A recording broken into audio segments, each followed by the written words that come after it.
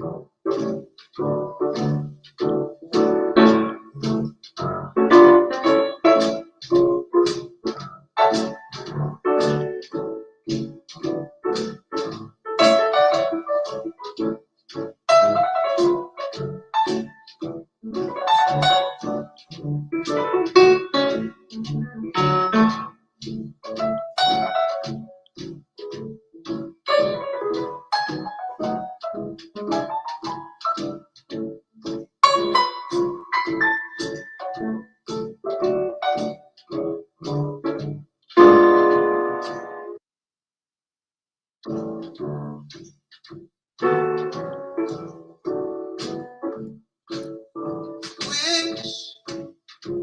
I knew how it would feel to be free. I wish I could break all chains still binding me. Yeah. Wish I could say all the things that I can say when I'm relaxed.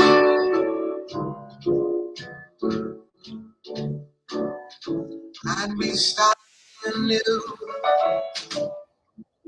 I wish I could be like a bird in the sky. Don't you think how sweet it would be to find that I could fly? I'd soar to the sun and look down at the sea. Then I'd sing, 'cause I know how it feels to be free. Then I'd sing, 'cause I know how it feels to be free. Yeah, love that's in your heart. Wish I could break all the things that bind us apart. You know what it means for me to see you agree. Everybody should be free because we ain't the murderers. I could be like a bird in the sky. How sweet it would be. I fly so to the sun. See me.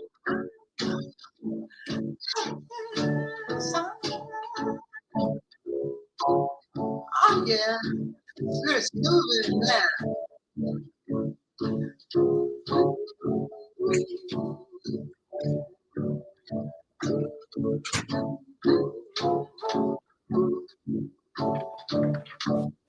I know, I mean, this way I already know.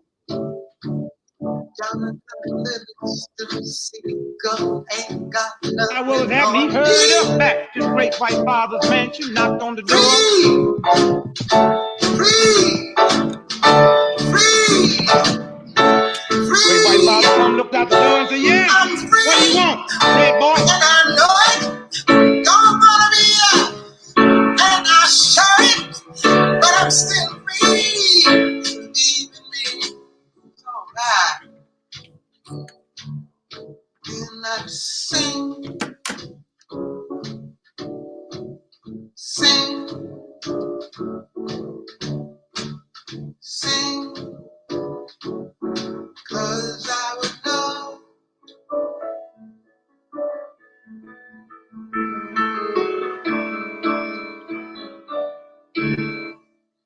I already know. I already know. I found out how it feels not to be chained to anything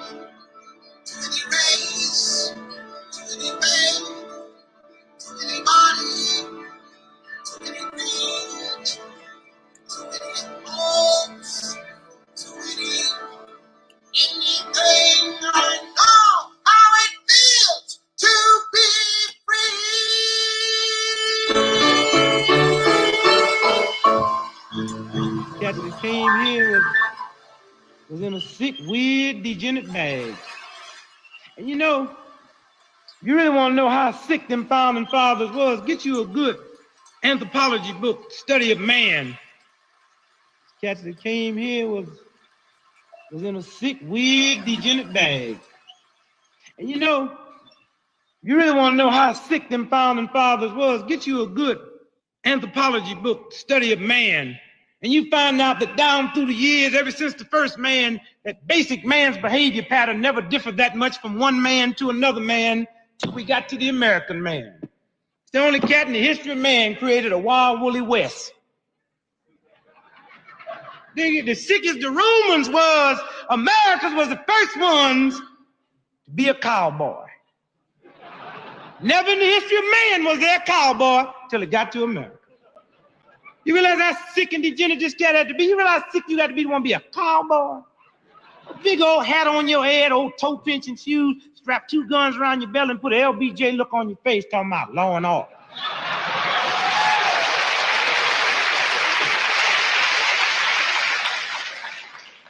And to this very day, America still got a cowboy mentality. Check out this man's history, them founding fathers, them sick degenerates, so sick they had to be a cowboy and kill one another for physical therapy. One day, cowboys had a big meeting. Said, we got a problem. He said, what's the problem, hombre? Said, we wiping out one another. Said, well, cowboy got to kill somebody to be cowboy. Said, well, we got a master plan. Said, what's that? We're going to find somebody else to kill. Say, who? Say, that's not important. Say, what's important is what we're going to name them. What you going to name them? Say, we're going to call them Indians.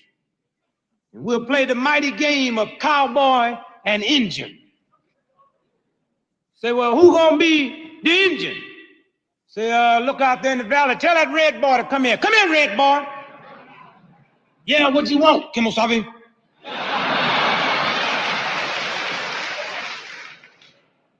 You the Indian, boy. Say, the what? What's that? You find out, take that gun and run for the hills. The red man made a pretty good little engine until he got hip to what was going down. Once he found out what was happening, he hurried up back to the great white father's mansion, knocked on the door.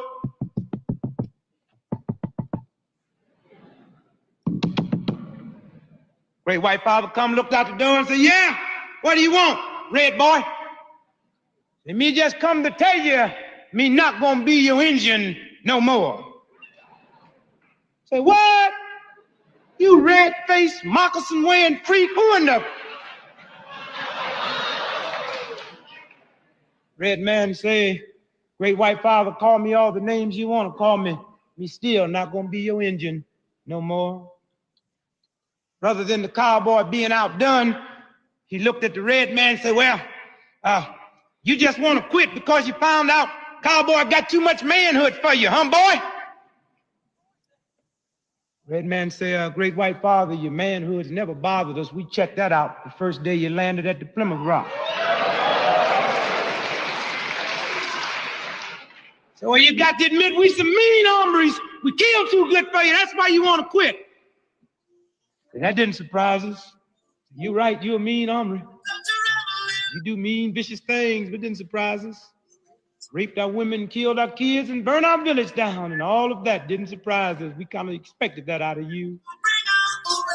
Cowboy said, oh, come on, Indian.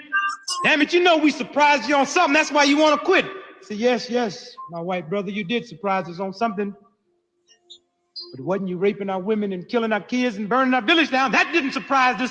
What surprised us, my great white brother, after you do all those vicious things to us, you go all over the world trying to convince man that red man is the savage.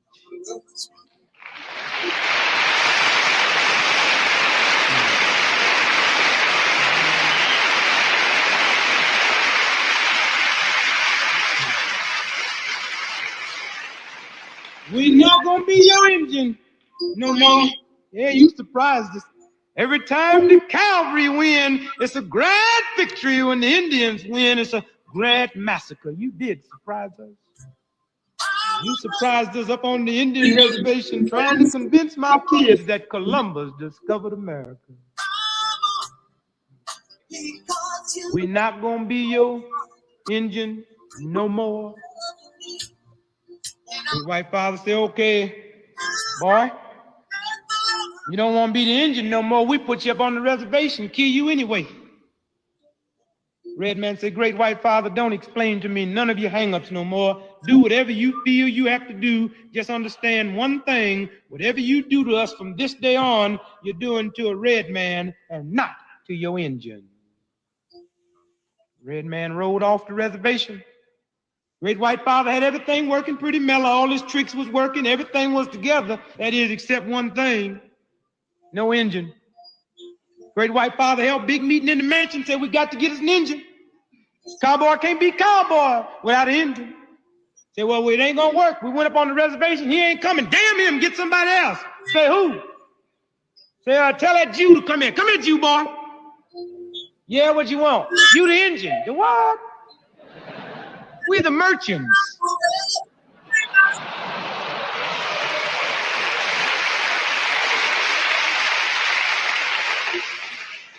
Damn it, Jew, we say you the engine. Engine, what's that? You find out. Take that gun, run for the hills.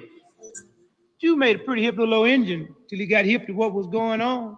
Didn't take him too long, because the Jew ain't never been nobody's fool. He always had some smarts. Matter of fact, the Jew was so hip, he damn near found out what was going down before he left. So he hurried back to the great white father's mansion, beat on the door.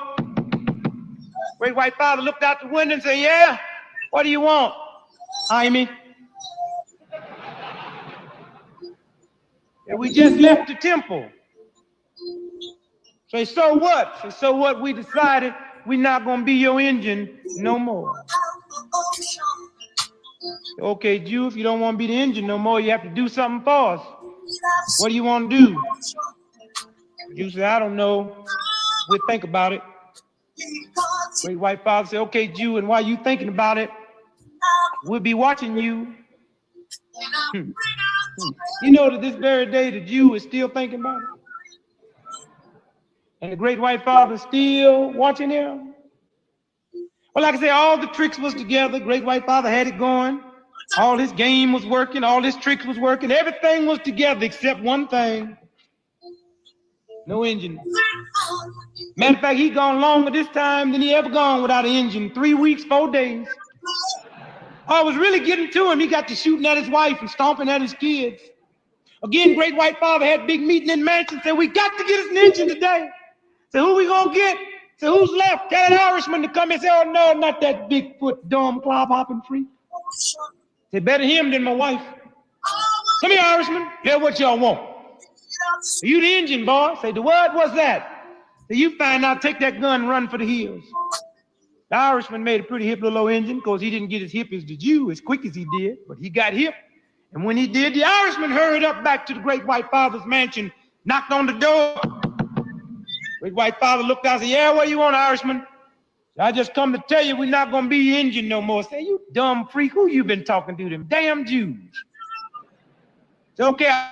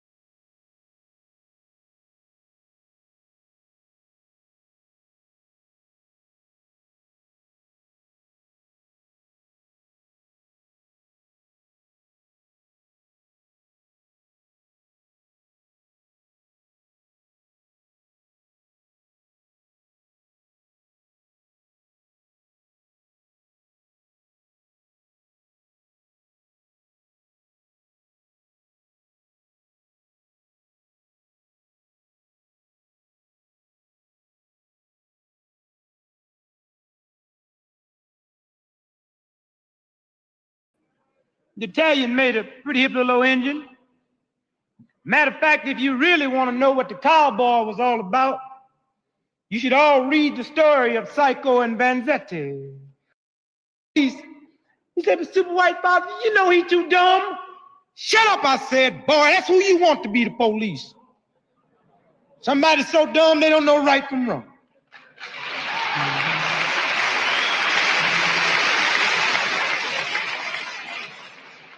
And anything we do wrong, we'll tell them it's right. And anybody try to interfere with us, we'll tell them they're wrong. Woo, you sure is smart. That's why you super white folks. So it came to pass the Irishman became the police. Again, everything was working pretty mellow. All this system was working. All this tricks was working. Everything was together except one thing. No more engines. Again, Great White Father held big meeting, said, "We got to get us an engine. Can't go another day without an engine." Say, "Who we gonna get?" Say, "Look down in the valley, who's left?" They tell that Italian to come here. "Come here, you wop." "Yeah, what for you want with me?" Say, "You the engine, you wop." The engine, what's that? So you find out. Let that monkey go. Get rid of that organ grinder. Take that gun, run for the hills. The Italian made a pretty hip little engine. Matter of fact, if you really want to know what the Cowboy was all about, you should all read the story of Psycho and Vanzetti. Matter of fact, if I had my way, I would make it mandatory by law that every child in America that reached the tender age of 12 by law would be forced to read the story of Psycho and Vanzetti. And then you'd have no doubt what the Cowboy was all about. Like I say, Italian made a pretty hip little engine until he got hip to what was going down. He too hurried back to the mansion, beat on the door. Great White Father rushed to the door and said, "Yeah, what do you want, Italian?" "We just come to tell you we're not going to be the engine no more." Say, "Okay, Italian, if you don't want to be the engine no more, you have to do something for us. What do you want to do?" And say, "I don't know, we'll do anything you want us to do except be the engine." You say, "Anything?" Say, "Yeah, anything." Say, "Okay, Italian, how about pushing a little dope for us?" Say, "What?" Say, "How about pushing a little dope for us?" Say, "Oh, no, you just want to get us put in jail." How in the hell can you get put in jail when we own the Irish police?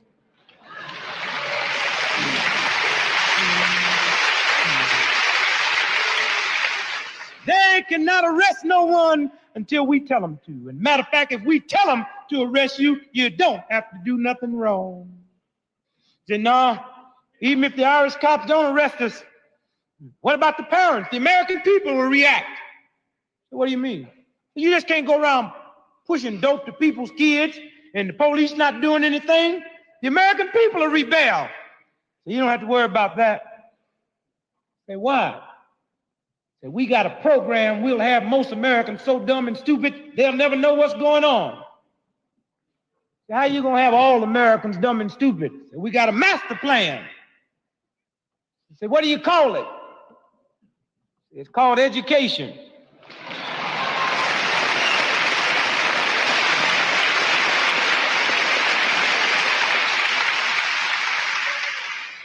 Say, "How does it work?" Say, "It's simple. Instead of educating them, you indoctrinate them, and they'll never know there's a difference between an education and an indoctrination."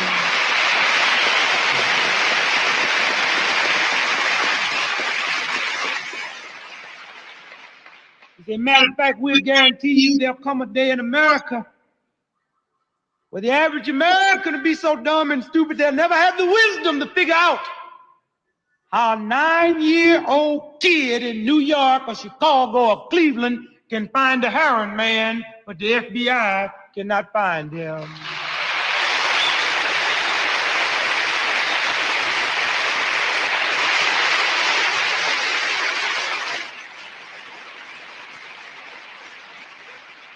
Italian say, "Okay, we'll do it." So the Italian became the symbol of crime in America.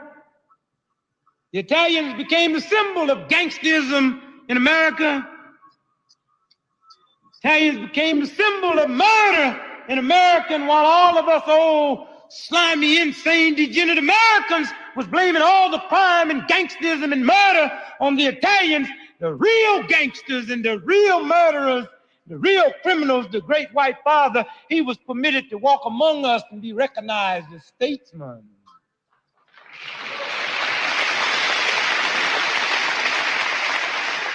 Oh, that slimy degenerate gives large grants to all the colleges and universities. He tries to control everybody on the board of directors.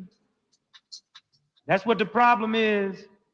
Their young folks in these college institutions are saying, no more laws, damn it, teach me how to live instead of teach me how to make a living.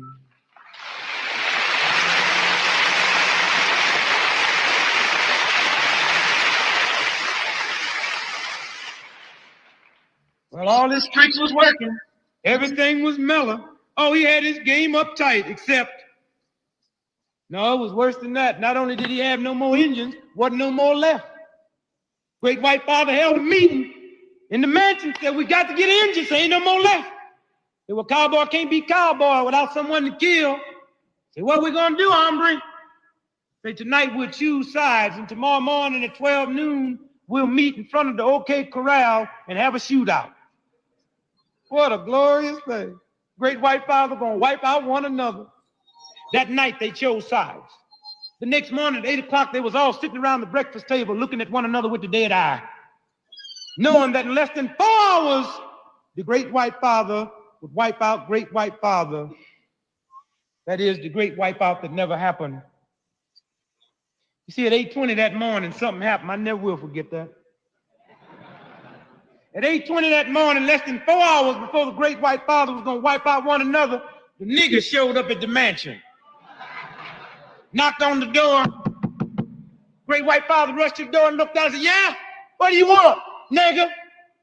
Mr. White folks, we just wanted to know if we could apply for that engine job. Nigga, what'd you say? Say, we want to know if we can become the new engine. Say, hell no, nigga. That's why you the nigga. Dumb as you is. Wait there, don't move. I'll be right back. Cause if there's one thing that she don't need, is another look on her mind. And you get told. People, don't you understand? Child is a helping hand. A hero to be an angry young man someday. Take a look at you and me. Are we too blind to see? Or do we simply turn our heads and look the other way? Well, the world turns, and a hungry little boy with a runny nose plays in the street as the cold wind blows. And we get cold, and his hunger burns. So he starts to roam the street at night. He learns how to steal and he learns how to fight in the ghetto. And then one night in desperation, the young man breaks away, buys a gun, steals a car, tries to run, but he don't get far. And his mama cries. As the crowd gathers round, an angry young man face down in the streets with a gun in his hand. In the ghetto. And as Great white father rushed inside the mansion to show this old dumb stupid nigga the super white father. He said, come here, super white. Say, look out the window, look at that dumb ignorant nigga. He's so dumb he want to be the engine. Super white father came, looked out the window. Come here, white boy. You hear what I done now? Look at that nigga out there. That ain't no ordinary nigga. He said, well, they all look alike to me. Damn you, white boy, sometime I don't know how you got in here with us. Look at that nigga. That's no ordinary nigga. Look at him standing tall. Lips all tucked in. Brooks Brothers suit on. Phi Beta Kappa key from Harvard and Yale. That nigga look more like us than us. Tell that nigga to come in here. Come in, nigga. Yes, sir. Nigga, I understand you want to be the engine. Yes, Miss White folks. Okay, nigga, that's a funny joke. Now get the hell on out of here before we hurt you. No, Miss White folks, we really want to be the engine. Nigga, do you know what we do the engine? Yes, Miss, you're damn lie, nigga. Don't you lie to me. Where in the hell you could know what we do the engines and want to be one? Yes, Mr. White folks, we know. Shut up, nigga. Let me tell you what we do the engines. We rape their women, kill their kids, and burn their village down. You didn't know that, did you, nigga? Yes, Mr. White folk. You mean to tell me, nigga, you know what we do to engines and you still want to be one? Yes, sir. Why, nigga? Why? Cause you see, Mr. White folks, y'all do the same thing to niggas, but at least they tell us the engine get to carry a gun. An excerpt from a poem called Why Is We Americans? But reality is an excerpt on television. Why is we Americans? Why is we Americans? Boodee-da, boodee-da, boodee-da, boodee-da, boodoo-doo. Big dee dee dee boo dee boo dee boo boo boo. What I want is me, for real. I want me and myself, and what that is what I be and what I see and feel, and who is me and the what it is and who it is, and when it me is what it be. I'm gonna be here if I want, like I said, self-determination. But I ain't come from a foolish tribe.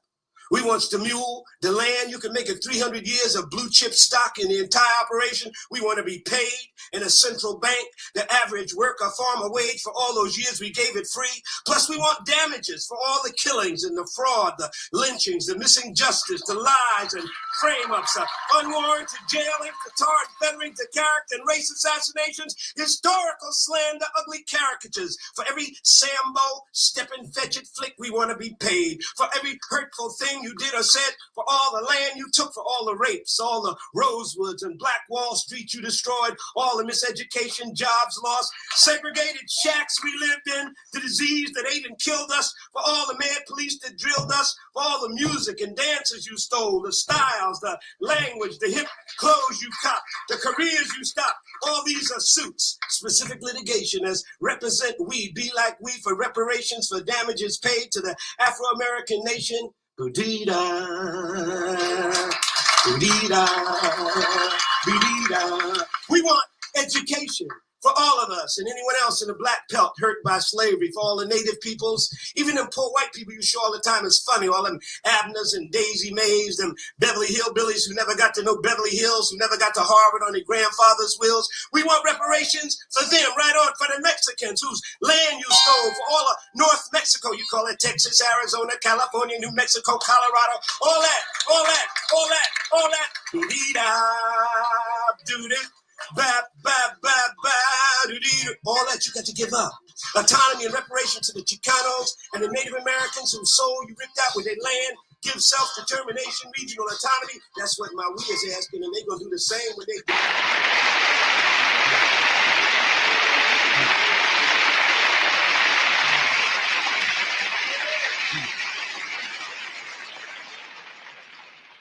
I told you that wasn't no ordinary nigga. Okay, nigga. You can be the engine. So it came to pass. We became the new engine. And that's when Great White Father put us in a trick. See, we thought once we became the new engine, we'd be relieved of our nigga duties. No, he said, you still the nigga too. You volunteered for that engine gig. Now, being the engine ain't no big thing because everybody at some time or another have been the engine in this country. But I say to you today in America, you never know what being the engine is until you have to be the nigga too.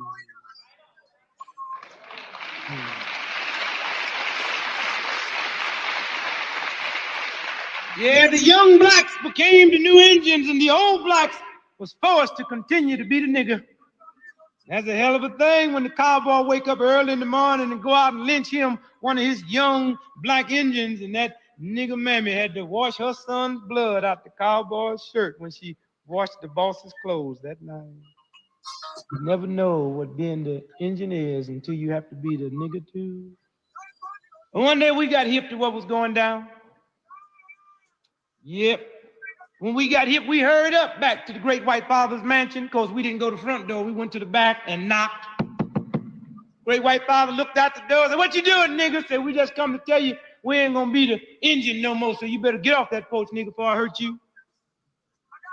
Well, damn, man, you let everybody else go but us. You know, we was forced to continue to be the Indian for a whole decade, the decade of the 60s. That's what all the rumbling was about.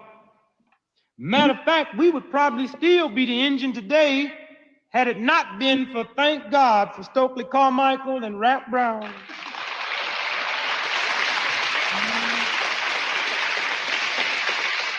Yeah, Brother Stokely and Brother Rap taught us one good lesson.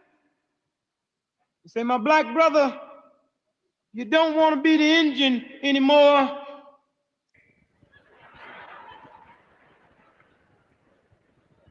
It's black people. It's black people. See, that's just one of the big lies that America tells you and that you go for because you chumps.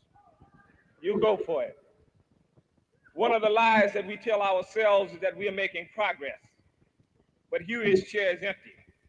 We're not making progress. We tend to equate progress with concessions. We can no longer make that mistake.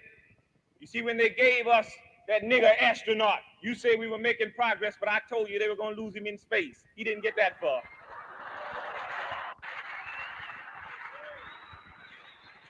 You put Adam Powell in office and you couldn't keep him. What you think they're going to do with Thurgood Marshall when they get tired of him? They gave you Walter Washington of Washington, D.C., and you said we were making progress. That's not progress. See, it's no in between. You're either free or you're a slave. There's no such thing as second-class citizenship.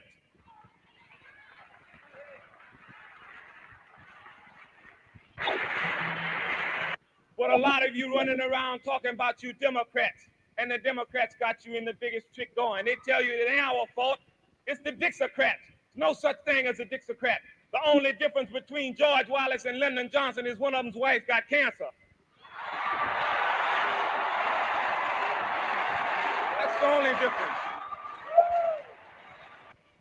You go for it because you chumps. You go for it. The only thing that's going to free Huey is gunpowder, black powder. That's no victory, that's a concession. When black people become serious about the revolutionary struggle that they are caught up in, whether they recognize it or not, when they begin to go down and knock off people who are oppressing them and begin to render these people impotent, that's when the revolutionary struggle unfolds. Not until.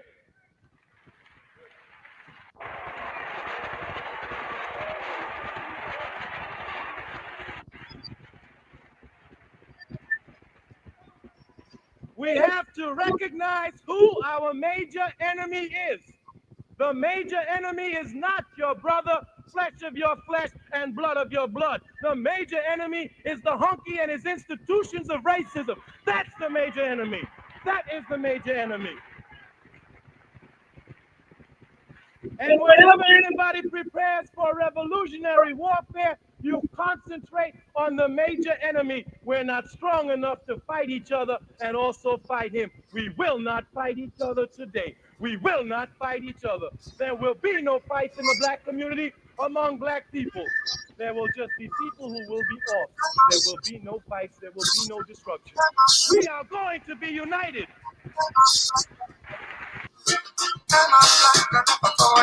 They're gonna move on up one by one. We ain't gonna stop until the work is done. Am I black enough for you? Am I black enough for you? We're gonna move on up two by two.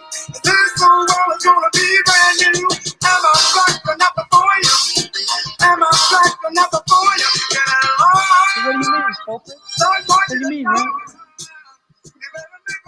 You take the wall paint off your face, get the feather out your cap, throw them beads away, and quit making them damn blankets. And when you stop looking like the Indian black brother, you'll understand that you not. Look like yourself, because black is beautiful. We wasn't talking about black was beautiful at the expense that white was ugly. We was talking about black was beautiful because the system had warped our minds so bad. Up until 5 years ago, most black folks believed black was ugly. Well, we listen to Brother Stokeland, we listen to Brother Rap. We stopped looking like the Indian. We let our hair grow out the way nature meant for it to grow out. We say anybody don't like nappy hair, go to hell.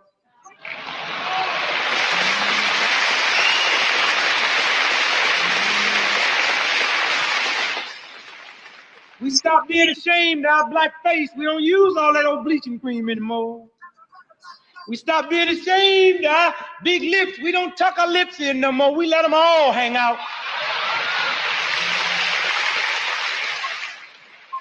Ain't y'all ashamed of them big old funny looking lips? Used to be. How come y'all ain't ashamed no more? Well, we just realized man couldn't live without a little love, and all big lips means when I reach to kiss my lady, chances are I ain't gonna miss her.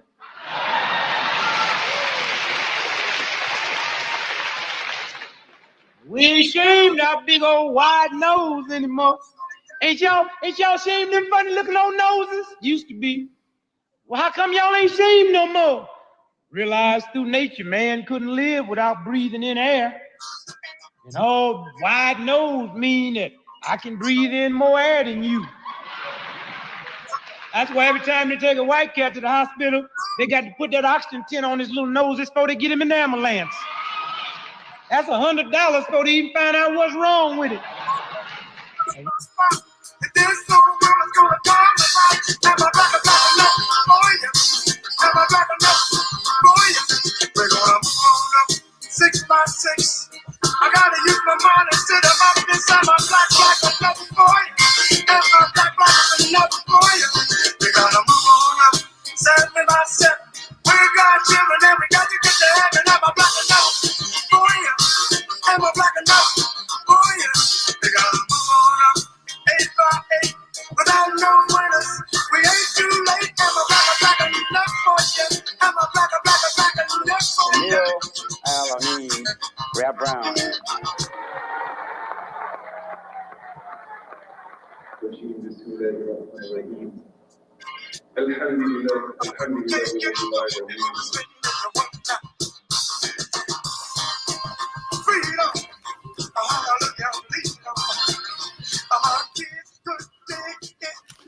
أعوذ بالله من الشيطان الرجيم بسم الله الرحمن الرحيم الحمد لله رب العالمين.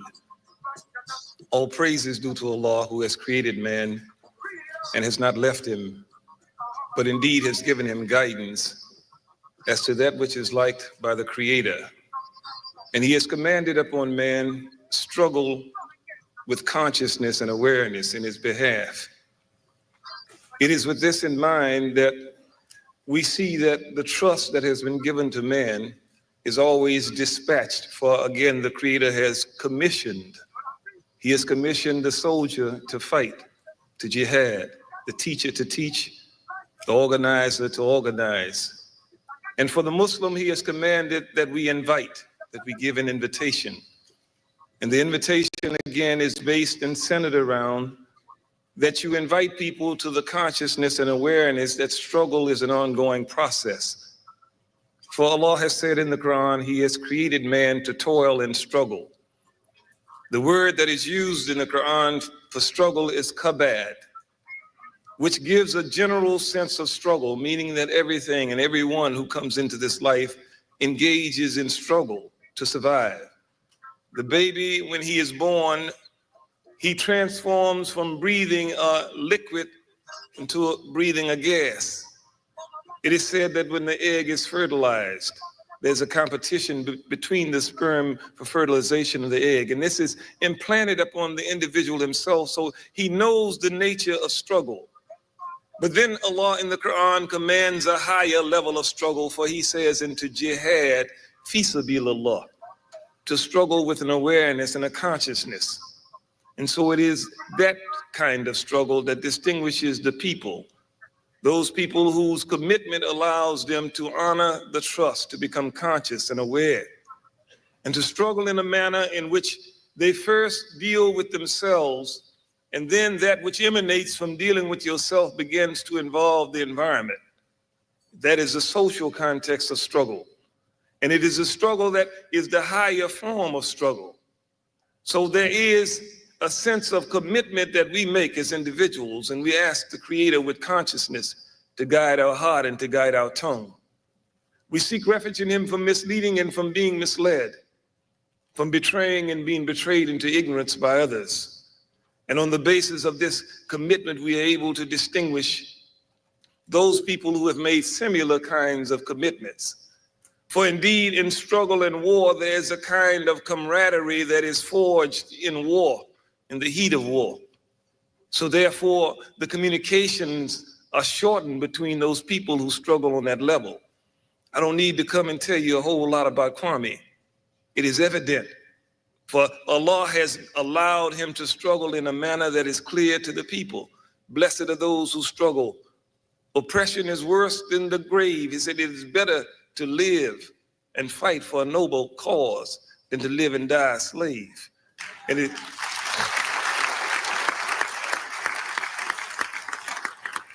again, it is with this understanding and awareness in this context that we begin to understand those people who were propelled, not just Kwame, and Kwame being, a leading figure from an era of movement and struggle, but the people whose names that Kwame may know and I don't know, and who other people know and other people might not know.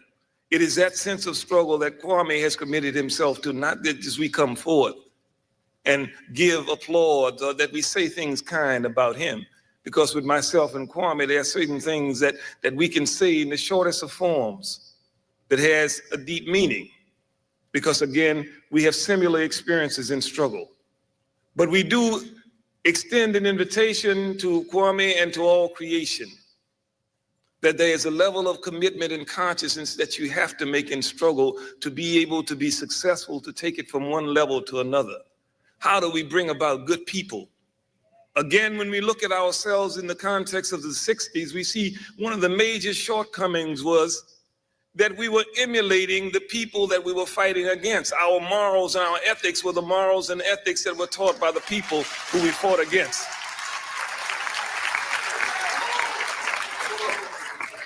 How do you raise a people? How do you, again, bring about a consciousness and awareness amongst humanity that makes them strive for the best? And again, it begins with ourselves. If you can't beat yourself, you can't beat nobody else. Everybody can fight, but everybody can't win. There's a discipline, there's a price that is paid to win. So the Creator, in not leaving us alone to figure out worship, has instructed us concerning worship. He says to be a better person, one has to be able to commit himself to a practice. It says prayer 5 times a day, for prayer restrains and keeps you from bad behavior. Fasting during the month of Ramadan, for it teaches you self-restraint and discipline. Charity, because you will not have believed until you want for your brothers what you want for yourselves.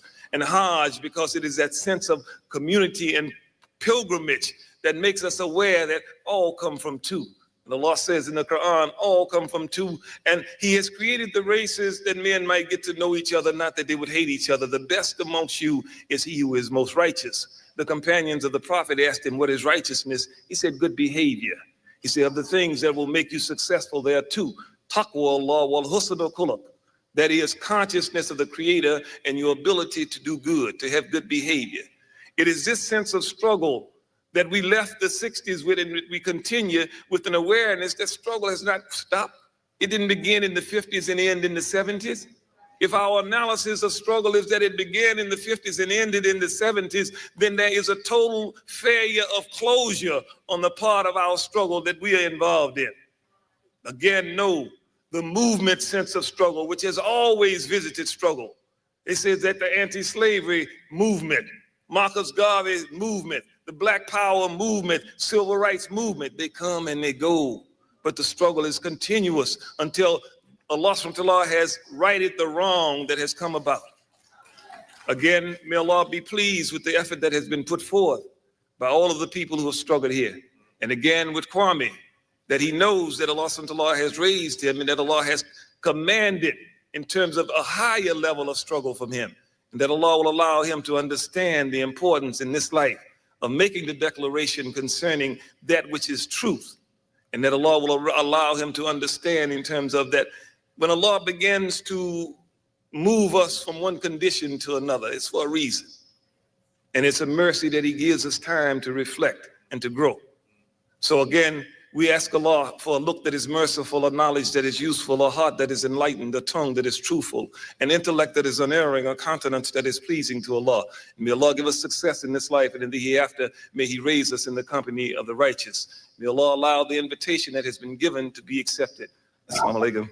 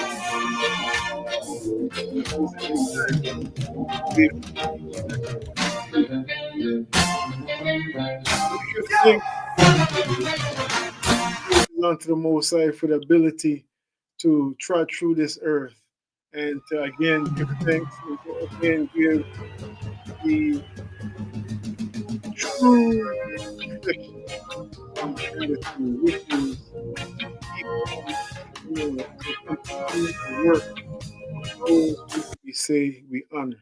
This is WRFJ Atlanta. We'll be right forward right after this announcement. Stay tuned for much, much more. This is the Ancestral Rock. Of course, today, because my program falls on a Thursday, rises on a Thursday, it don't matter year in, year out. Every other thing. Sometimes Christmas is on a Monday, Christmas come on a Wednesday. Sometimes Eid come on a Saturday, come on a Friday. Sometimes the Yoruba New Year, it don't matter. Sometimes Rosh Hashanah, sometimes Pagua, any holidays that are really more associated with lunar reasoning or other kind of cycles which are related to Earth cycles. But every year, our show comes on the day that is known as Thanksgiving Day. And it's a day of mourning for many, and we acknowledge that. It's also a day of family gathering for many, and we acknowledge that. And we always affirm with the full integrity of ourselves and of the ancestors on whose shoulders we stand, that we use this time as families, as community, when we gather to, of course, be thankful as it is wise to do every day, to strategize also, increasingly so. And I don't think anyone needs any deep explanation as to why. To use our precious time together to plot and plan, to reflect and refine, to bring our nation together. And we know the first nation is the family. Stay tuned to yourself, family. Stay tuned to yourself. Today until the 4 o'clock hour.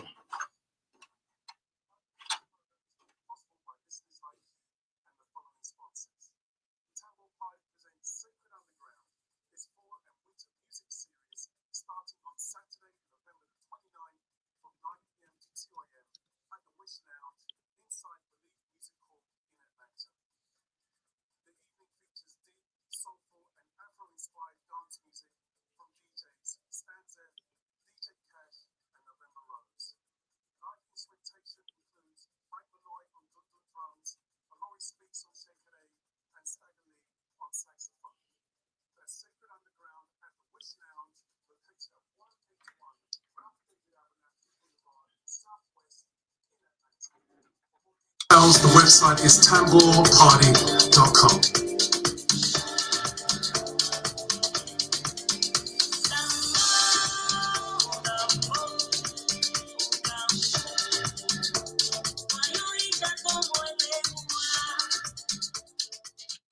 89.3 in the FM dial, and around the same time that we heard the news of Imam Jamil Al-Amin passing, we heard the news of another pioneer. And again, these are words like warriors and master teacher and pioneers that we don't throw around lightly. If you hear us mention them frequently, reflect on that reality that we have been gifted with so many in so many different ways. And again, one of the gifts of life is to give thanks, is to look and count the blessings around us. As the African proverbs say, if your only tool is a hammer, you treat every problem like a nail. There is much more to be said. We don't want to rush it because of the timing about Imam Jamil. Of course, you are a loyal listener to this program. You know that there's much has been said already. And when one takes one's final breath, there becomes a responsibility even greater than before on those that he or she leaves behind to really, again, pick up the exemplary tool that this one who we honor has carried, you know. Musical this to make your bounce and twist, coming from a man who, by all accounts, all stories agree, introduced who we know as the king of reggae to his first recording. Introduce him to the game in many ways. He's not Joe Higgs. He's not the one who taught him how to play and taught him how to sing, but showed him the door, and the rest is our story. We give thanks. And he's so much more than the man who introduced Bob Marley.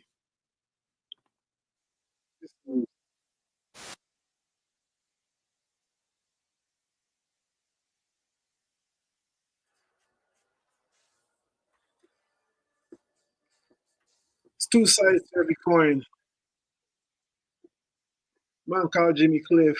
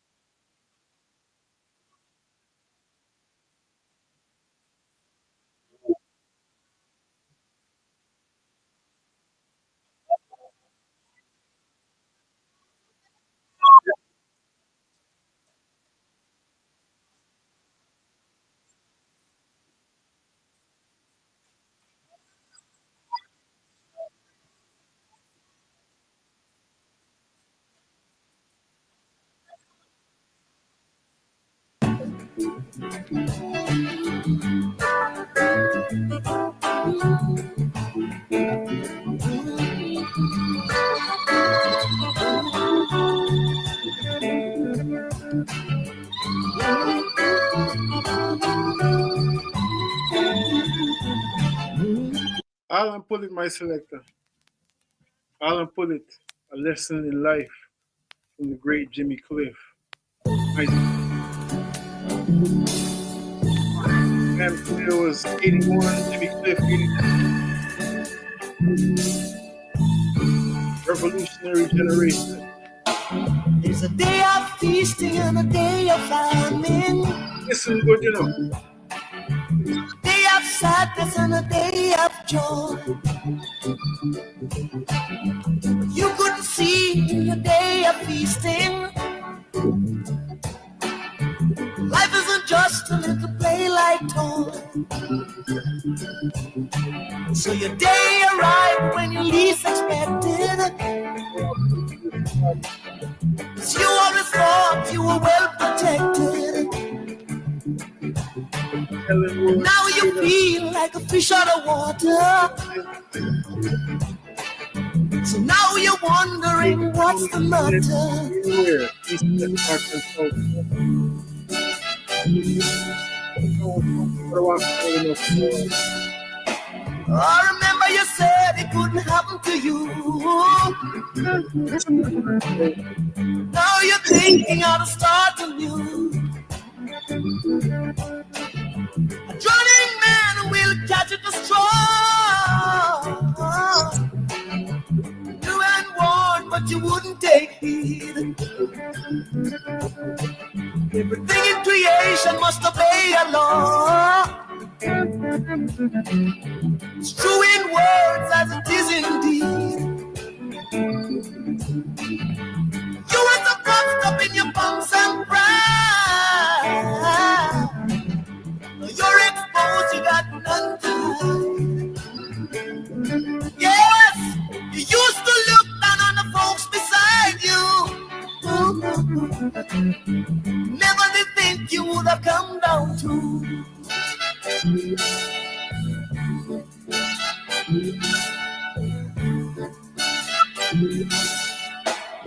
Remember they said you got to reap what you sow. Simple truth everybody knows. Oh, what do you on a house of exile?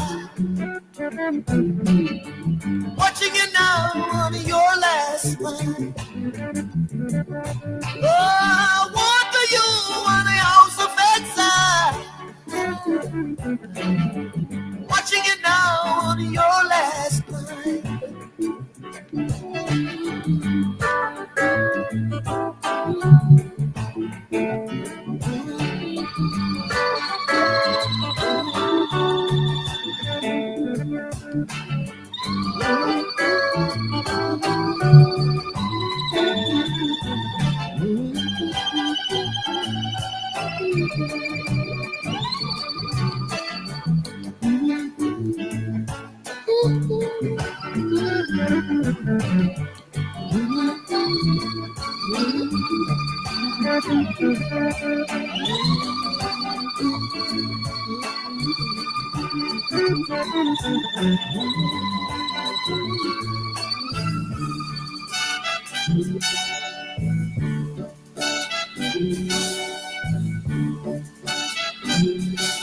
Oh, what do you on the house of exile?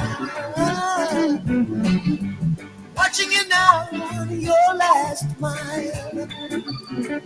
Oh, what do you on the house of exile? Watch you now on your last mile. Everything in creation must obey a law. It's true in words as it is indeed.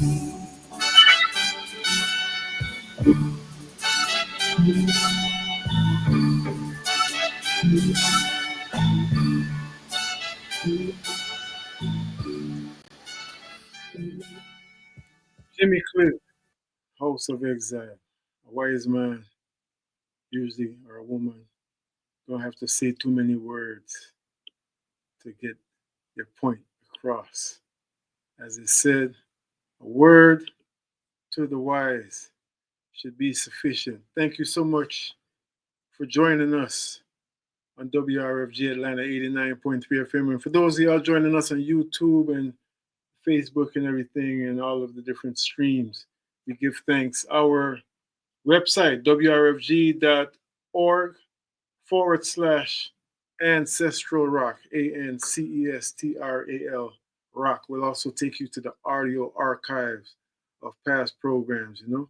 More love, family, more love. We're just going to keep it going because we have a lot to share this afternoon. It's family time, and we have some reflections that are good for the family.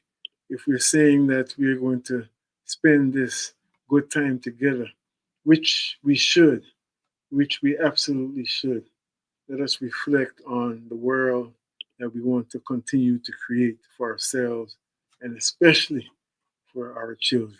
Pour toutes ces raisons, vous étiez l'invité d'honneur qui s'imposait. pour ce deuxième rendez-vous. On est vraiment très heureux de vous accueillir et je vous invite à rejoindre la scène. Bienvenue, madame.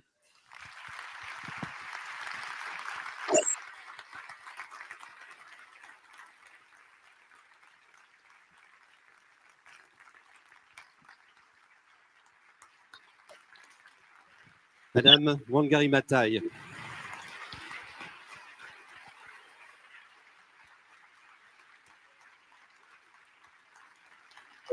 We really gonna do different cards this real quick because I want to make sure this is smooth.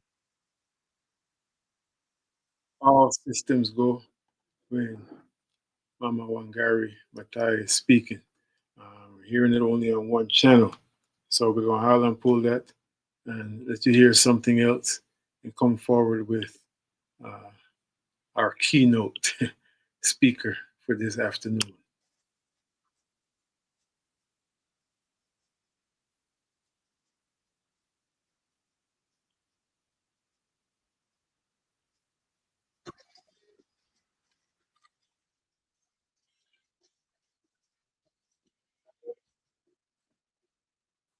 Cause the day of harvest is near.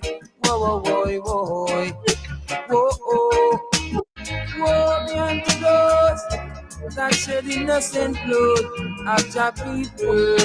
Whoa, oh yeah, whoa, whoa, Jah shall clean out the bad weeds, yeah, and separate them from the good. Cause the day of harvest is near. Whoa, whoa, whoa, whoa. Whoa, oh, Jah shall clean out the bad weeds, yeah. And of course, the harvest, the farm. Woe be unto those that shed innocent blood of your people. Oh, yeah. Whoa, oh, Jah shall clean out the bad weeds, yeah, and separate them from the good. Cause the day of harvest is near. Whoa, whoa, whoa, whoa.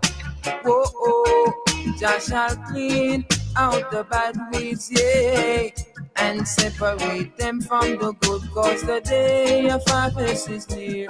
Whoa, whoa, whoa, whoa, whoa, oh. Woe be unto those that say they're of Israel, and they are not. Woe be unto those that say they're Jews, and they are not. Cause they shall be cast away like the chaff that the wind driven away. I say, oh yeah, oh well, Jah shall clean out the bad weeds, yeah, and separate them from the good. Cause the day of harvest is near. Whoa, whoa, whoa, whoa, whoa, oh, Jah shall clean out the bad weeds, yes, and separate them from the good. Cause the day of harvest is near. Whoa, whoa, whoa, whoa, whoa, whoa. Death to the black and white oppressors who have oppressed their children innocently. Oh yes, I say, I show my word without partiality. Listen to God, let it fall and let it fall. Let Babylon fall. Jah shall clean out the bad weeds, yeah, and separate them from the good. Cause the day of harvest is near. Whoa, whoa, whoa, whoa, whoa, whoa. Jah shall clean out the bad weeds, yeah, and separate them from the good. Cause the day of harvest is near. Whoa, whoa, whoa, whoa, whoa, well, whoa, whoa.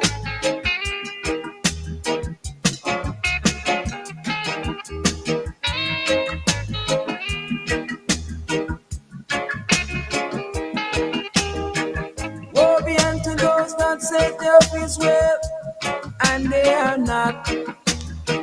Woe be unto those that say they're Jews, and they are not. God shall have them in his region. They'll have their season, and they shall be cast away, I say, just like the chaff that the wind driven away. Oh yeah, oh, oh, oh. Just shall clean out the bad weeds, yeah, and separate them from the good, cause the day of harvest is near. Whoa, whoa, whoa, whoa. Whoa, whoa. Just shall clean out the bad weeds, yeah, and separate them from the good, cause the day of harvest is So near. Whoa, whoa, whoa, whoa. that's exactly this is this. Now we'll proceed. Give thanks, Don Carlos, still amongst us in the flesh and still pouring out roots rock music. And now we're going to proceed with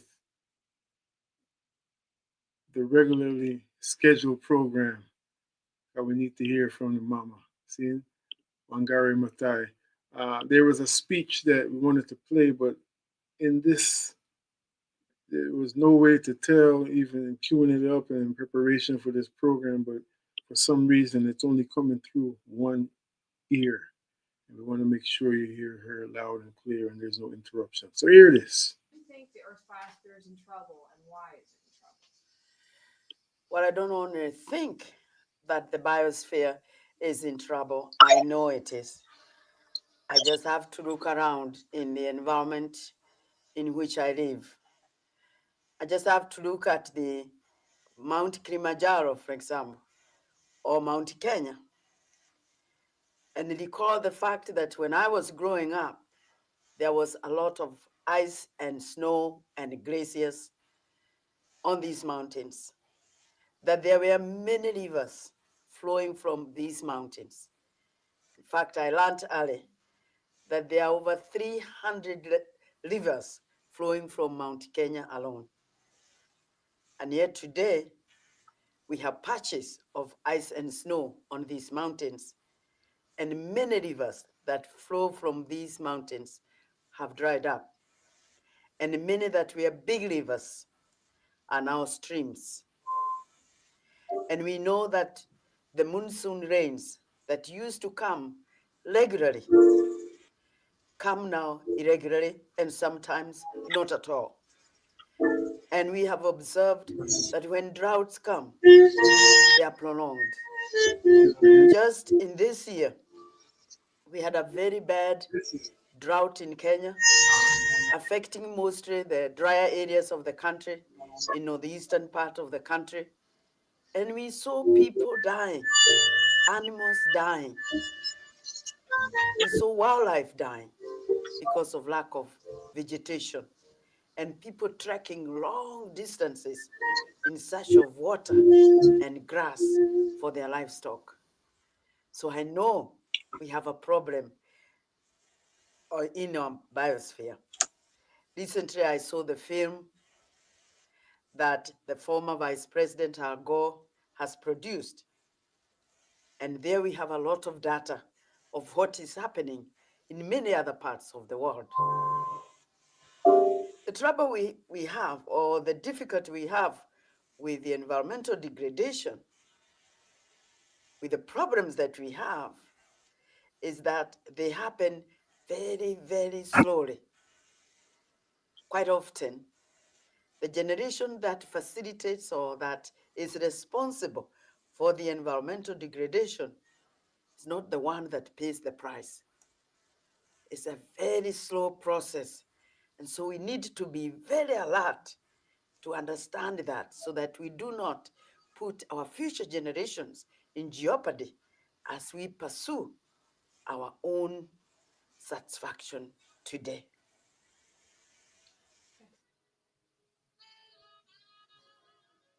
So, so, um, what do you think it is about humans that have caused us to be destructive towards the environment?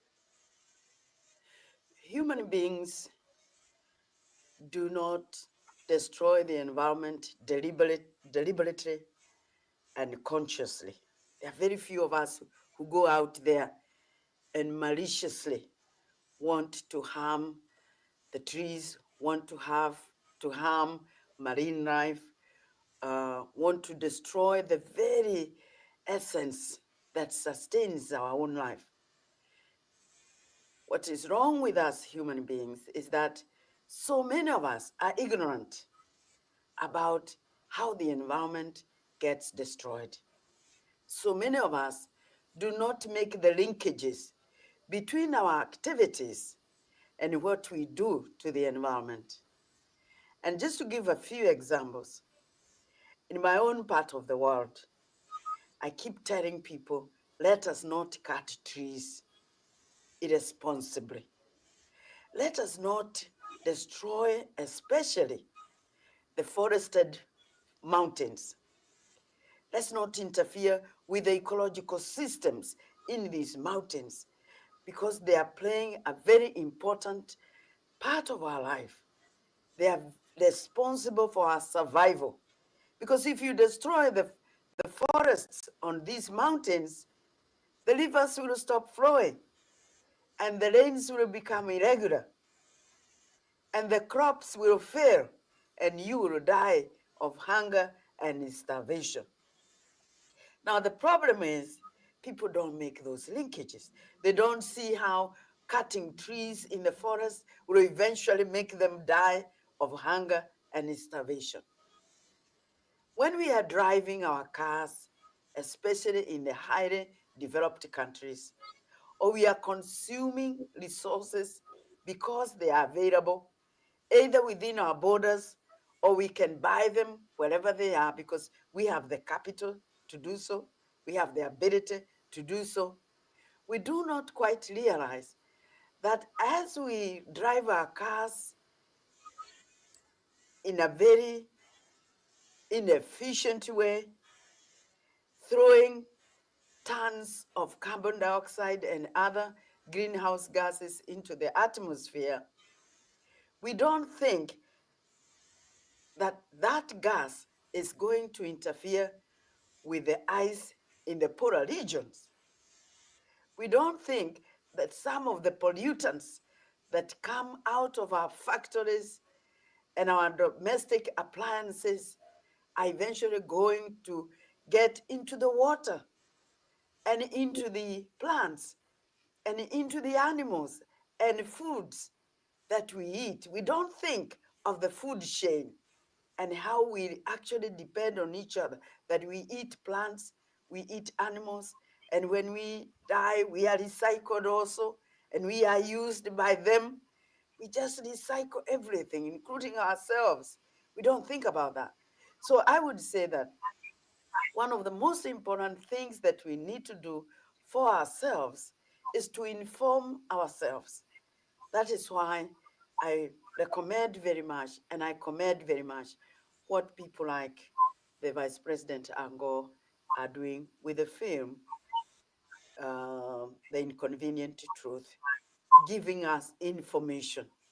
That is why it is so important to listen to what our local environmental groups tell us, because what our local papers tell us, what our friends tell us, because that information will help us to change our mindset, to change our lifestyle, even in small ways. You don't have to do big things. You can do little things, like what I do, plant trees.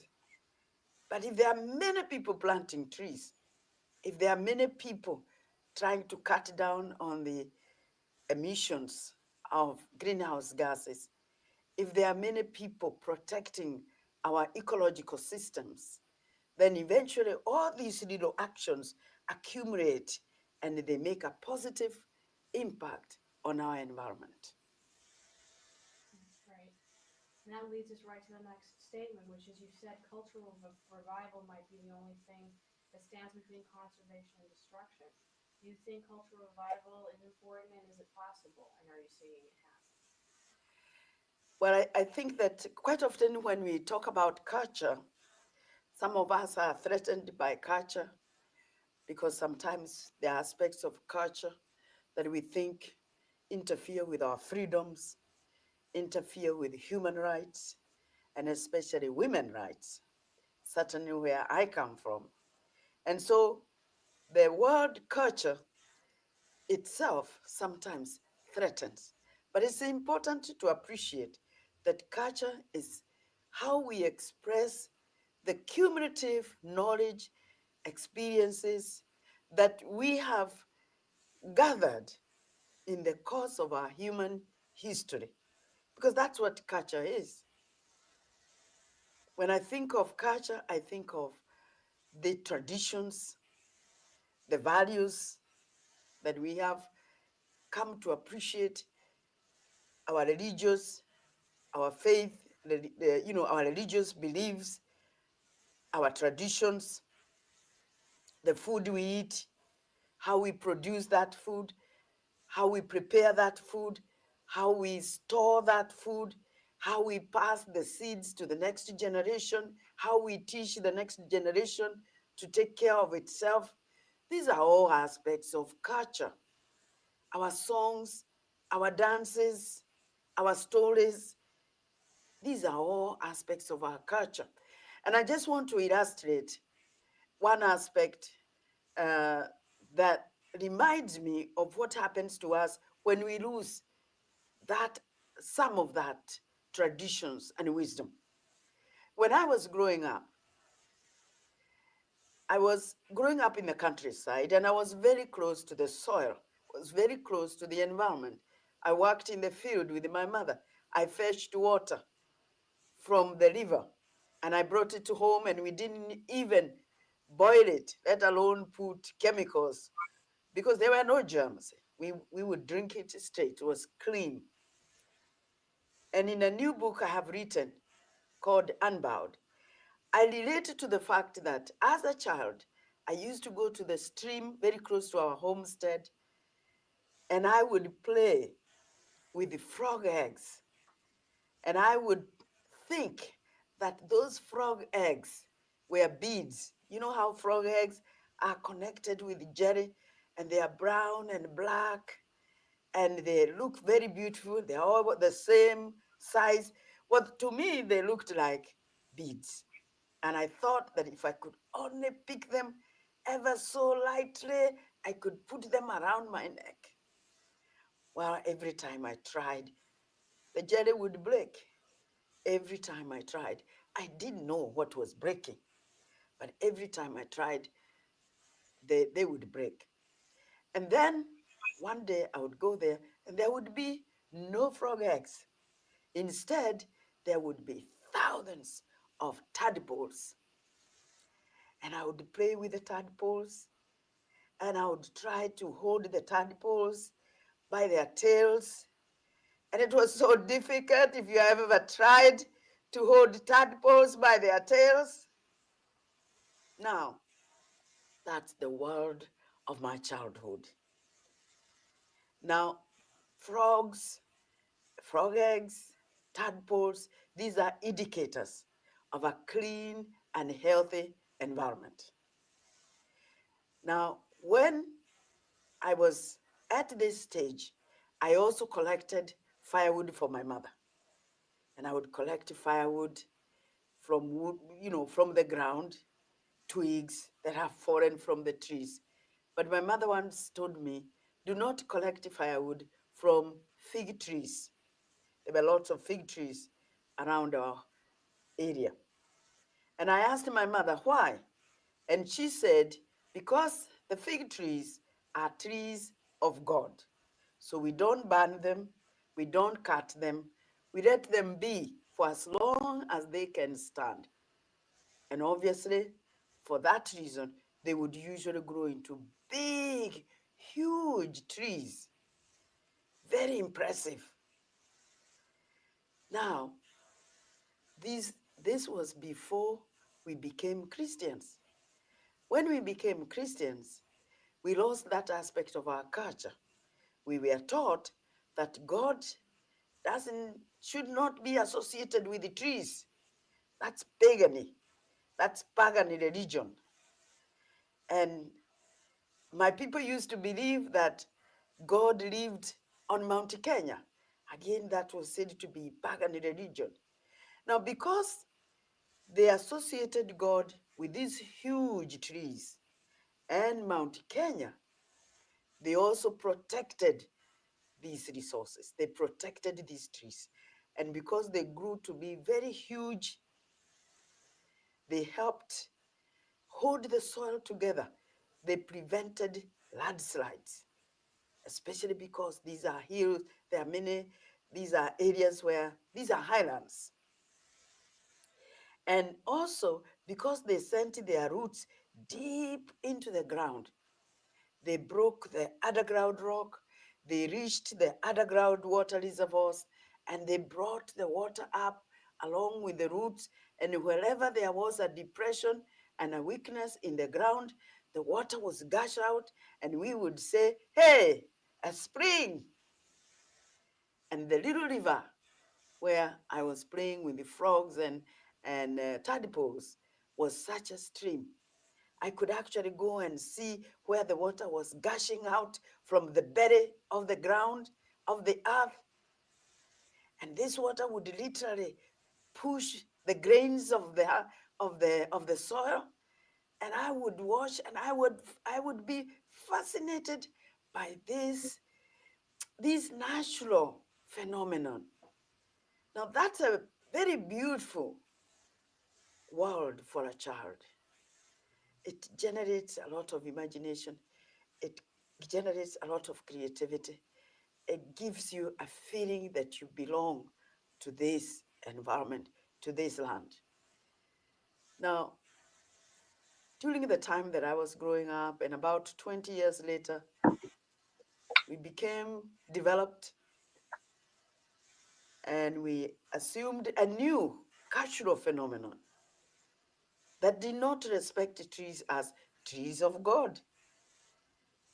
Trees were perceived as a resource to be extracted, to be used, to be cut, to be converted into cash so that you can buy things. But then at a certain time, when we introduced cash crops, especially tea in this area, we cut all the trees so that we could put the tree bushes to get rich, so that we could sell these to the outside world. And so indeed, one of the victims was my fig tree. It was cut.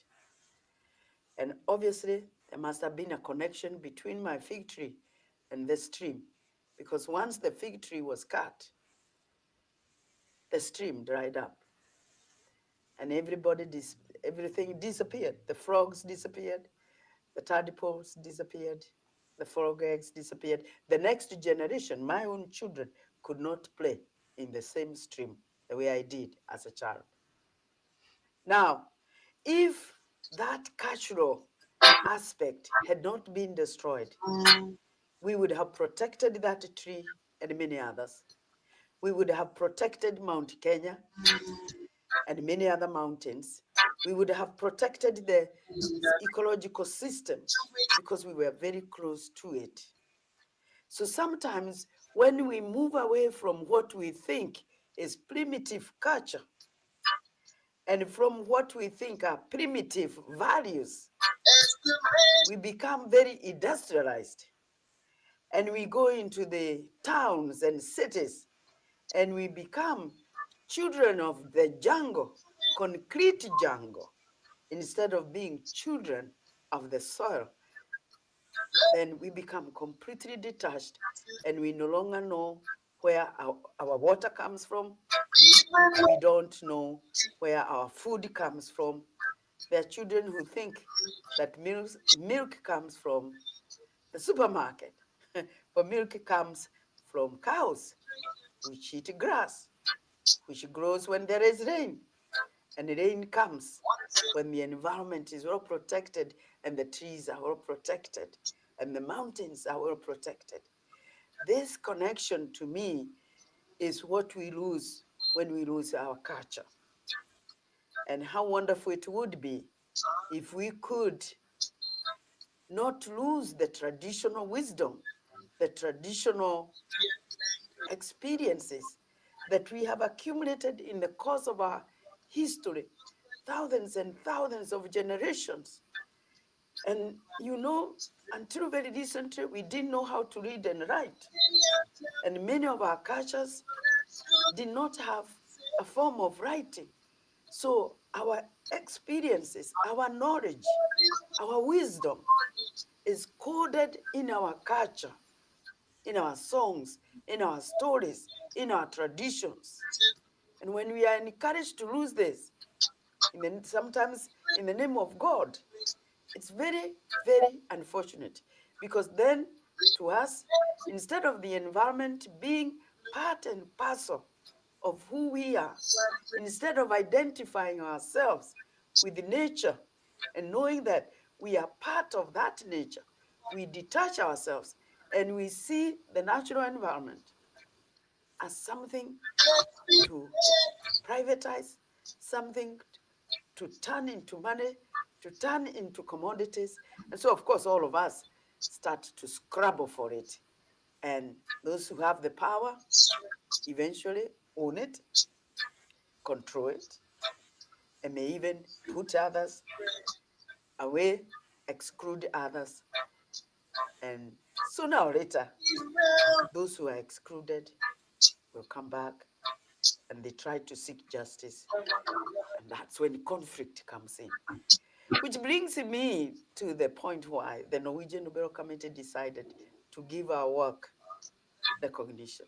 It's because we succeeded in bringing this aspect to our work, making the connection, making the linkage between the need for us to have that wisdom, that knowledge, to know that we are part and parcel of nature, and we need to manage our environment, not as a commodity, but as a very important part and parcel of our own life.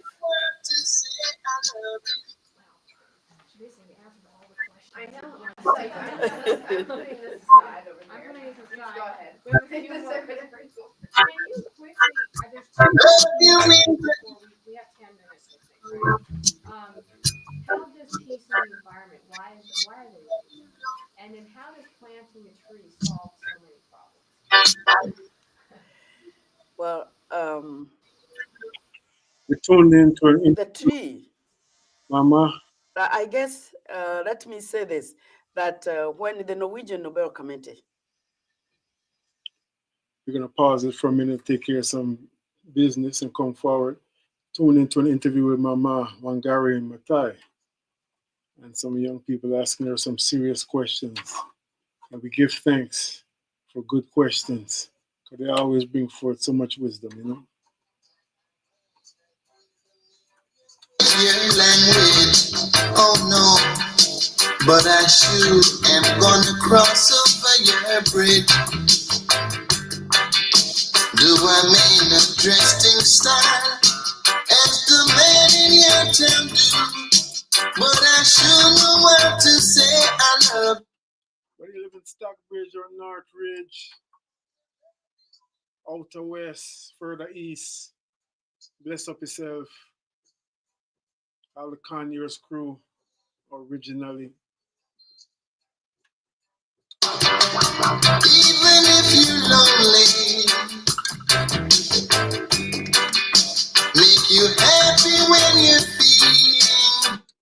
WRFJ Atlanta 89.3 FM, your station for progressive information and high quality music. It's the Ancestral Rock on a Thursday afternoon. Around. Let's be friends.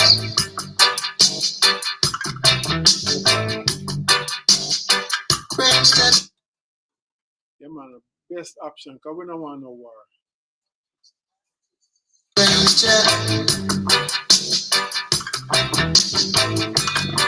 So let's be friends.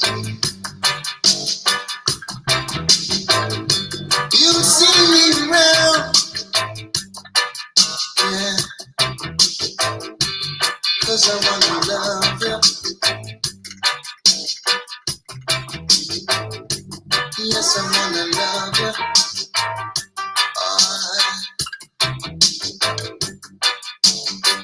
Stranger in your town, I'll be around. Hail up, Papa Shaka, blessed love. Time for some rubber up session, you know, blue lights in the basement. red, gold, and green, same way. Even if it's not a basement, it's cuddle time, and that's music time. When we say cuddle time, of course, that has one connotation that immediately comes to mind, and nothing wrong with that at all, and we just mean getting together, weather and nature in general. As Marcus Garvey said, God and nature, because nature comes from the creator, what some people call God. And we don't go down that rabbit hole because of etymology and all those things in this English language we speak. One word could mean so many different things to so many people. The creator of the heavens and earth has given us nature, and nature in its design gives us seasons, and in each season comes the medicine. And one of the medicines of this time is to come in from the cold and get together in another kind of way. It's always time to get together. It's a special kind of get together, when the weather is cool. Stay tuned to yourself. For over 40 years, the Arts Exchange has been a vital resource for Atlanta's arts community, working with local artists and community members to create and share cultural traditions. Committed to supporting diverse artistic voices, the Arts Exchange provides multicultural, multidisciplinary, and intergenerational opportunities for learning and creative expression through workshops, exhibits, and community-driven events. To learn more about the programs and initiatives at the Arts Exchange, the website is artsexchange.org. That's ARTSXCHANGE.org.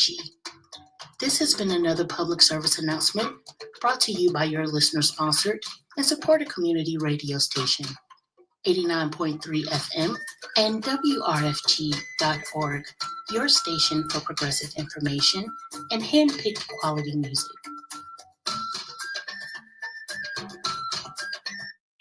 This music out there is going out to a brethren called Ira, a man called Errol Moore, a good friend, and Baba Kwame, Son Horse, and Baba Kwame Calamari, Mama Emiola. They all are my Irids right now. Stay tuned to yourself, y'all. Your music.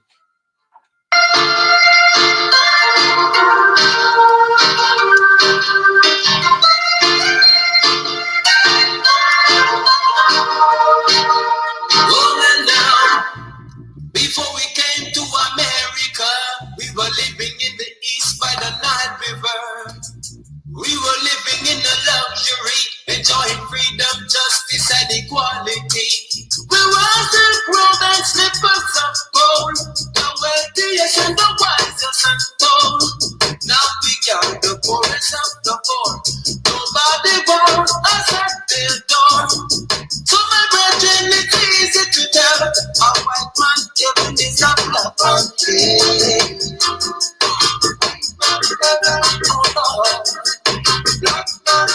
When the white man came to America, he called the Indian, I am your white brother. Him say, red man, I come to do the best. Yes, and the black, the Indian, never heard the ways. With this white woman on fire water, tricks and lies is South America. Original owner of this nation is cooked up on a reservation. So my brethren, it's easy to tell how white man heaven is a black man.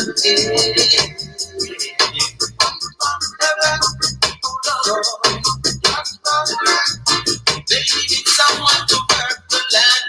His back was wicked, he did black man.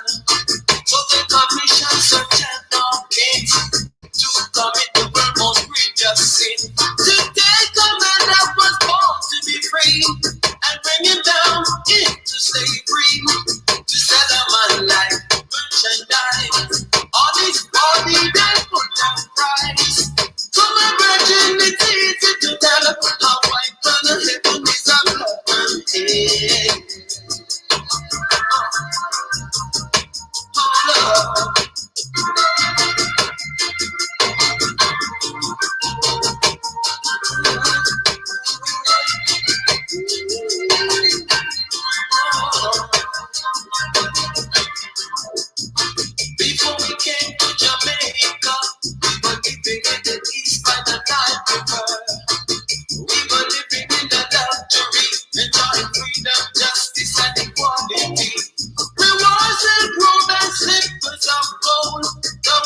yes, and the ones that sun gold. Now we got the progress of the poor. Nobody wants us at the door. So my brethren, it's easy to tell how white man even is a black man.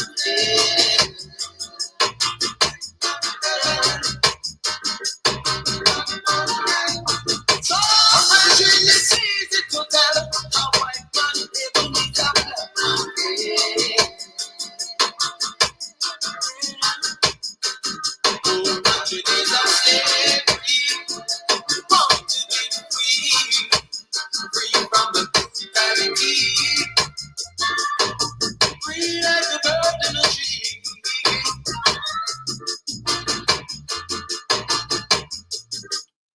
Another thing to go on this time of year, as we said before, is session time. Exhibit number 1, brethren, mind yourself out the road, dance a yard before you dance abroad, seeing? And don't be like Papa Barris. Listen.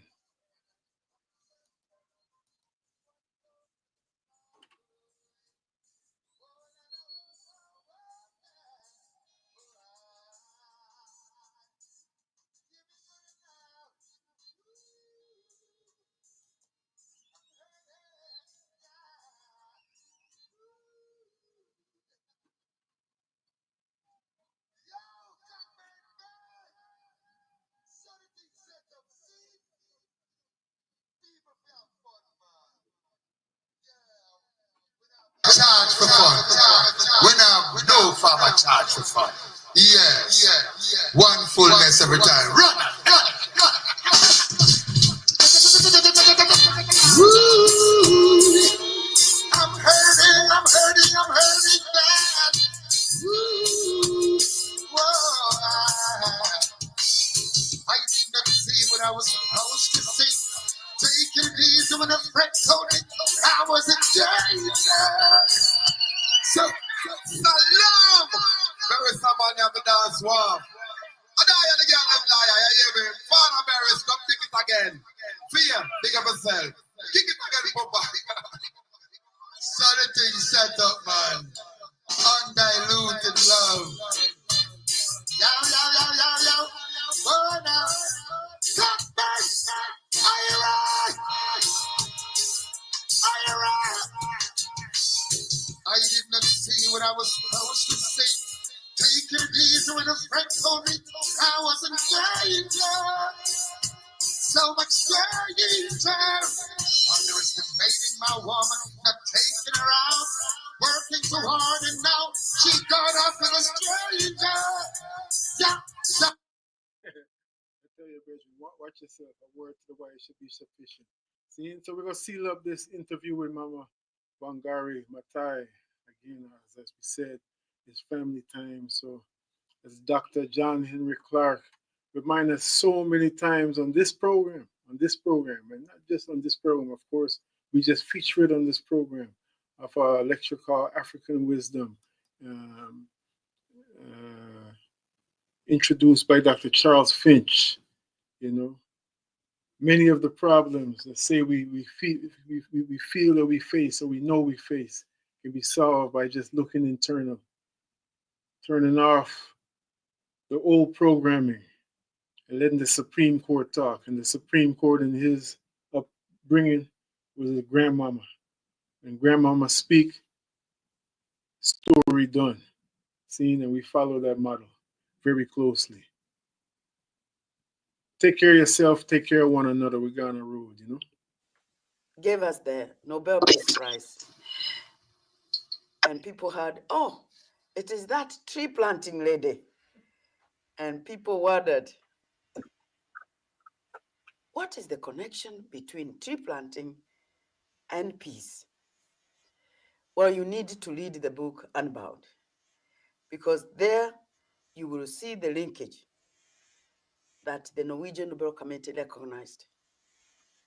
Because the linkage is that we need to accept and understand and appreciate that we live on a planet. And so far, the American astronauts haven't found any other planet that is like ours. This is the only one where life as we know it exists. And so beautiful and so precious, we must protect it. And so the committee said, we need to appreciate that we live on a planet with limited resources. Therefore, these resources must be managed responsibly, accountably. They must be shared more equitably. And we can only do so if we accept to govern ourselves within governance systems that are democratic, that allow for the rule of law to be in charge, that allow respect for human rights, that promote equity and justice. If we manage ourselves that way, we are more likely to preempt the conflicts that we know often comes because of the scrabble for the resources. And indeed, when you think of all the conflicts we have in the world, whether they are local conflicts, such as we have in Kenya between communities who fight over grazing ground and water, or whether they are bigger conflicts where people are fighting over oil, fighting over land, fighting over water, fighting over rivers, it is often a matter of who is going to control these resources and who is going to be allowed to participate in the sharing of these resources and who is going to be excluded. And as I said earlier, those who feel excluded, those who feel marginalized, those who feel victimized, sooner or later seek justice. And sometimes in seeking that justice, they bring about conflict that may escalate into war. And so it is very, very important for us to understand and to change our mindset about what we think about peace. It is not an abstract thing. As we live, every one of us, every day of our lives, we either conduct ourselves in a way that promotes peace or in a way that invites conflict and eventually wars. This was the message that the Norwegian Nobel Committee was bringing. And this is the work that we have been trying to practice, especially in our part of the region, which, as you know, has been plagued with conflict. And every one of them is due to resources. And that's why quite often I say, Africa is not a poor continent. We wouldn't be fighting if Africa was a poor continent. We are fighting because there are many resources in that region. We are fighting because we are not in agreement as to who should access these resources and who should be excluded. And sometimes those of us who have the power, whether it's the political power, the economic power, the gun power, are the ones who control, and the rest try to seek justice, sometimes by turning themselves into gorillas. Now we condemn them, but when you remove a lot of the superficial paraphernalia, which are the excuses we use, we see that these are people seeking justice. And so it is very, very important for us to allow ourselves to be persuaded to change our mindset. And as a family of human beings, to learn that whether it is us or our future generations, there is a better way of dealing with the conflict, and that we can live in ways that preempt these conflicts. That's the message. It is possible. Nothing is impossible, but it is not easy. And nobody ever said that getting peace is easy. Promoting justice is easy. Promoting human rights is easy. It is not. It has never been. But we can be challenged to embrace a new beginning, a new moral consciousness that embraces this concept of peace. Wow. So terrific. We have a minute, right? You're listening to WRFG Atlanta. WRFG provides a voice for those who have been traditionally denied open access to the broadcast media through the involvement of a broad base of community elements to guarantee that access. Well, the The tree, addition of the station's facilities and its programs, following communities will the receive tree first for us priority. in the Those who continue to be denied free and open access to the broadcast media, and those who suffer oppression or exploitation based upon class, race, sex, age, creed, sexual orientation, disability, or immigrant status. The views and opinions expressed may not necessarily reflect that of WRFG's